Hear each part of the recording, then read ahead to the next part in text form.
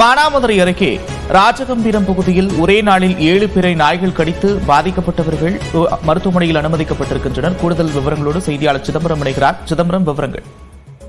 நிச்சயமாக நந்தா, அதாவது சிவகங்கை மாவட்டம் மானாமதுரை அருகே உள்ள ராஜகம்பீரம் பகுதியில் இன்று ஒரு நாள் மட்டுமே 7க்கு மேற்பட்டவரை நாய் கடித்து தற்போது தீவிர சிகிச்சை அளிக்கப்பட்டு வருகிறது. குறிப்பாக 13 வயது குழந்தை, 12 வயது குழந்தை, ஒரு 70 வயது மூதாட்டியை தொண்டையில் கடித்து அவருக்கு தீவிர சிகிச்சையாக சிவகங்கை அரசு மருத்துவமனை மருத்துவக் கல்லூரியில் சிகிச்சை நடத்தப்பட்டு வருகிறது. இதே ராஜகம்பீரம் பகுதியில் தொடர்ந்து 3 தினங்களாக வெறிநாய் கடி தொல்லை அதிகமாக இருப்பதால் நேற்று குழந்தையை ஒரு மாணவியை பள்ளியை விடும் பொழுது மாணவியை கடித்துள்ளது. அதன் தாயை காப்பாற்ற தாயையும் கடித்துள்ளது.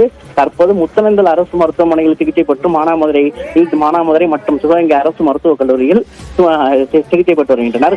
கடந்த 20 நாட்களில் மட்டுமே ஒரு 25க்கும் மேற்பட்டோரை நாய் கடித்துள்ளது.